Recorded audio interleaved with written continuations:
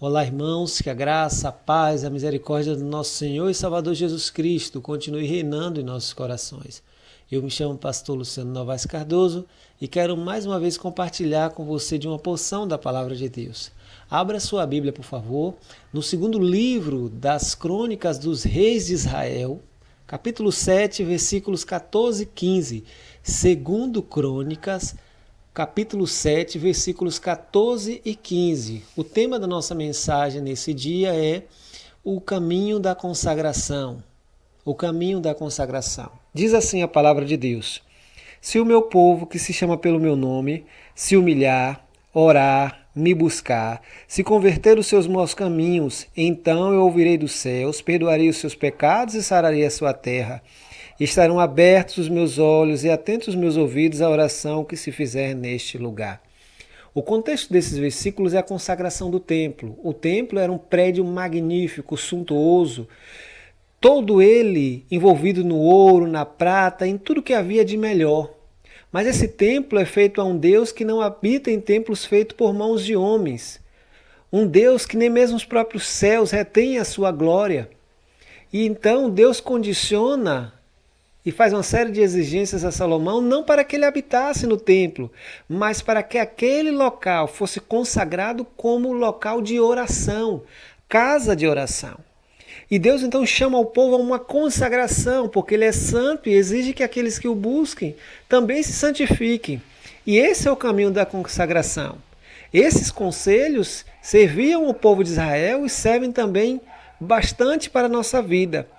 Deus começa a exigir do povo humilhação. Se o meu povo, que se chama pelo meu nome, se humilhar. Preste atenção na ordem. A humilhação, ela precede a oração. Porque você precisa entender que humilhar-se é parte fundamental da espiritualidade cristã.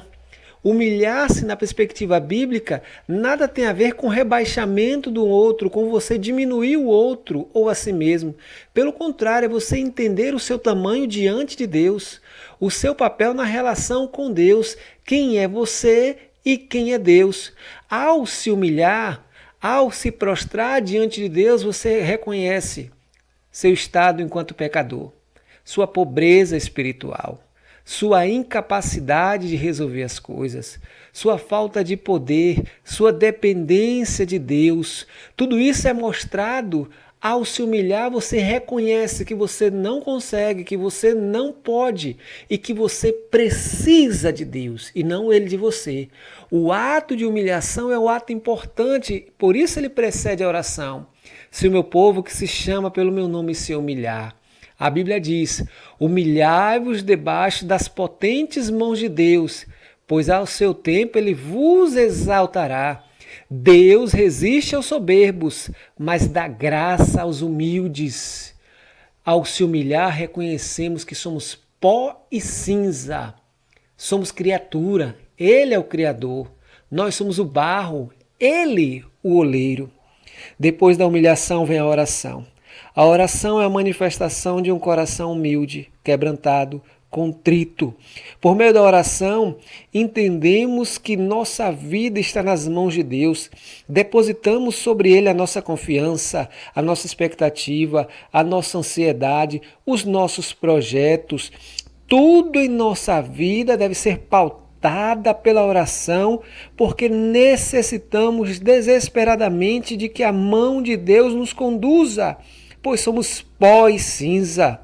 Por isso que, se o povo de Deus, se você enquanto servo de Deus, se humilhar, orar e buscar a Deus, o terceiro passo, esta busca precisa ser incessante e intensa. Você não pode, como diz os adolescentes, ficar com Deus. Você não pode ter momentos com Deus, porque Deus quer que nós tenhamos aliança com Ele. A nossa relação deve ser a relação de casamento e não encontros esporádicos aos domingos, às quartas-feiras ou quando der. Por isso que a palavra de Deus nos convoca a buscarmos a Deus intensamente. O profeta Jeremias, no capítulo 29, nos diz: buscar-me-eis e me achareis, quando me buscardes de todo o vosso coração. Não há espaço para meia emenda, não há espaço para pouco esforço. Pelo contrário, essa busca tem que ser intensa, incessante, constante, como a corça anseia por água. Assim minha alma tem sede de ti, nos diz o salmista.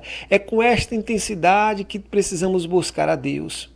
Quarto passo para a consagração, e não menos importante, e se converter dos seus maus caminhos. Não adianta se humilhar, não adianta orar, não adianta buscar a Deus se não há mudança de vida, se não há conversão, se não há mudança de direção. Esse é um problema de muita gente. Talvez você até ore, talvez você até frequente uma igreja, mas você não muda. Permanece com seus pecados domesticados, com pecados que já fazem parte da sua agenda. E este é um erro. Para se consagrar a Deus é preciso que haja mudança, transformação, renovação espiritual. Abandone os pecados que você entende que já faz parte da sua vida, porque você talvez tenha desistido de combatê-los. Esse é um erro muito comum.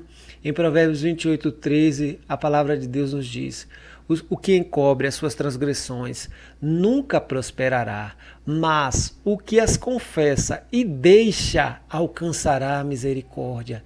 Deixe os maus caminhos, deixe os pecados ordinários e consagre-se a Deus. Se converta, mude de caminho, mude a trajetória de sua vida. Talvez existam áreas na sua vida que estão necessitando de conversão. Talvez você precise de mudança no seu temperamento, que ainda é explosivo, infantil, imaturo. Mude, porque a consagração só acontecerá quando você se converter dos seus maus caminhos. E a partir de aqui o texto nos fala, Deus fala ao povo e nos fala nesse dia das consequências da consagração. Então eu ouvirei dos céus, perdoarei os seus pecados, sararei a sua terra. Estarão abertos os meus olhos e atentos os meus ouvidos à oração que se fizer neste lugar. Deus está com seus olhos sobre a oração do justo. O justo nunca clama à toa. Todas as suas orações são ouvidas. Ainda que Deus diga não, ainda que Deus diga espere, Ele tem uma palavra para você nesse dia. Santificai-vos, porque amanhã o Senhor fará maravilhas no meio de vós. Deus exige do seu povo consagração, vida no altar. Como está a sua vida com Deus? Você tem buscado consagração, separação das coisas do mundo? Você tem se dedicado a Deus? Tem separado o momento para estar sós com Deus em oração? Tem falado com Deus diariamente? Tem vivido em aliança com Ele? Ou você tem vivido de forma completamente descompromissada e relaxada? Que nesse dia você possa tomar uma atitude e seguir esses passos de consagração a Deus, porque você só tem a ganhar. Que Deus nos abençoe nesse dia, que Ele nos santifique no santo nome de Jesus.